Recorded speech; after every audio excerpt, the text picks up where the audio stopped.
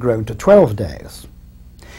It is amazing that the Austrian General Staff in Vienna did not realize that there was this difference in the calendar system. That say their Russian allies, with whom they were negotiating for their part in the campaign, were working on a different calendar.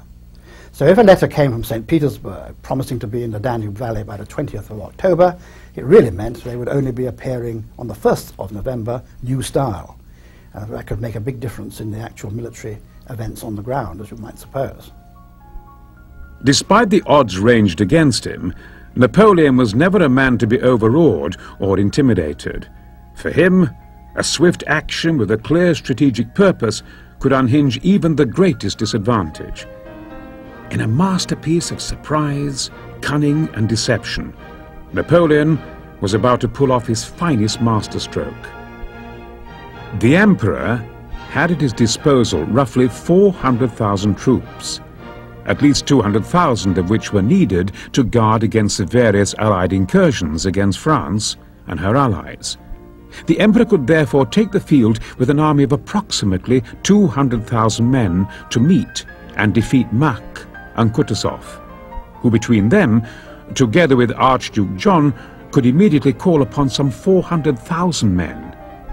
It was to be his inspired handling of the 200,000 men of the Grande Armée which was to lead to Napoleon's triumph over a force double the size of his own. General Mack had occupied Ulm in Bavaria on the 10th of September 1805.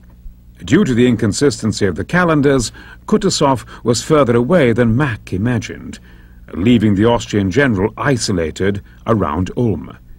Recognizing this weakness, Napoleon intended to launch a preemptive strike against General Mack before he could effect a juncture with Kutuzov and his Russians.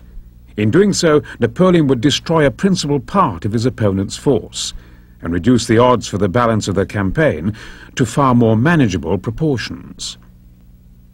Elaborate plans were laid to disguise the withdrawal of his army from the camps of Boulogne, and by so doing, Napoleon managed to fool the Austrians into believing that the bulk of the French forces were still concentrated on the English Channel, when in fact they were moving with lightning speed to cross the Rhine, and then encircle the Austrians at Ulm on the Danube and attack them from the rear. The incredibly swift movement of the French army was aided by the corps d'armée system, which Napoleon had pioneered. Conventional armies were still organized into separate divisions of the infantry or cavalry with supporting brigades of artillery. Supplies, engineering and medical services were all provided centrally. What Napoleon did was effectively to split his army into a series of 7 self-contained miniature armies, each of which was a balanced force of infantry, cavalry and artillery. These corps d'armée had their own staff and supply systems and were capable of giving battle in their own right. By ensuring that the various corps d'armée were never more than a day's march from each other, Napoleon ensured that the contingents of his army had the right mix of troops. The French corps d'armée system gave a whole series of advantages to Napoleon, of which the most important was certainly flexibility. Now, in the earlier centuries, armies had tended to march in one great body. That is to say, the guns, the infantry, the supply convoys and the infantry using one route towards their objective, and that could be very slow and time-consuming. By the corps d'armée system, however, Napoleon had divided his army down into a whole series of what we might call miniature armies. These army corps numbered in terms of strength from approximately 15,000 men up to as many as 30 or even 40,000 men, depending upon how Napoleon considered the abilities of the actual commander deserved. But the advantage this gave was that each army corps was a balanced force, what we now call a proper battle group. It had its own cavalry, its own infantry, its own artillery, and above all it had its own staff, and a marshal commanding one of these corps really had his own miniature army under his command. Now what this meant, of course, was that if he ran into unexpected trouble, even against an enemy army of several times his own size, He was capable, by Napoleon's calculation, of fighting for up to 24 hours on his own, and provided he was reinforced within 24 hours by neighbouring corps, he would not absolutely go under. He'd suffer, but he would not go under. After some fierce fighting around Ulm, in a variety of minor actions, it was becoming increasingly obvious that the situation of General Mack was hopeless. Faced with superior French forces, he held out in vain for the arrival of the Russians under Kutuzov. But due to the problems with the difference in calendar, Kutuzov was still far beyond reach. General Mack was therefore forced to surrender to Napoleon on the 20th of September, and although some of the cavalry escaped, 60,000 Austrian soldiers eventually laid down their arms and fell into French hands. And Napoleon is seen here accepting the surrender of the general, who referred to himself as the unfortunate General Mack. The odds against the Emperor in the campaign overall were now considerably shorter. The French success in forcing Mack into surrender was all the more notable for the comparatively light casualties suffered in the battle. The victorious French troops pictured in this contemporary engraving had captured an Austrian force of 60,000 men in exchange for only 2,000 casualties. But even in the face of this triumph, there were still 300,000 Allied soldiers to take care of. Kutuzov, marching slowly to aid General Mack, was astonished to learn of the fate of his erstwhile ally, and he was determined that his own force should not suffer the same fate. Accordingly, the Russian forces turned around and marched back in the direction of Poland.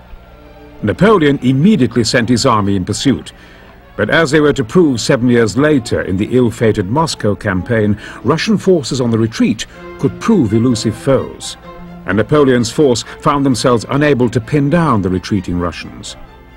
Obliged to detach various elements of his army to form garrisons and attend to the other theatres of the campaign, Napoleon was, by the 17th of November, reduced to a force of some 78,000 men. By now, he had pursued the Russian and Austrian armies 200 miles to the east of Ulm, past Znaim, to Austerlitz in eastern Bohemia, and his strategic situation was becoming desperate. The French army was now operating at the very limits of an extended supply line, which had to be traced back 700 miles to Paris. Mack may have been decisively defeated, but the Russian and Austrian armies under Kutuzov were still active. To protect this supply line required large numbers of valuable troops who would be better used to fend off the Austrian armies of the Archdukes Charles and John, now threatening from the south, and Bennigsen's army, which posed a similar threat from the north. There was also the possibility that enigmatic Prussia would choose this moment to join the Allies with 200,000 more troops. Emboldened by the net which they saw tightening around the French forces, Kutuzov, with his combined Russian and Austrian forces, halted their retreat and took up strong defensive positions around Olmütz, from where they warily eyed the French Grande Armée. Ragged and exhausted from 3 months of constant marching and fighting, the French forces were becoming demoralized. Coignet, who marched in the ranks of Napoleon's Old Guard and was later to be promoted to captain in 1815, recalled in his notebook the hardships of the campaign, which had involved arduous marching from the outset. Nous n'avions jamais connu une marche aussi terrible. Nous n'avions pas un moment pour dormir, marchant par sections toute la journée, toute la nuit, et nous en étions réduits à nous tenir les uns aux autres pour ne pas tomber.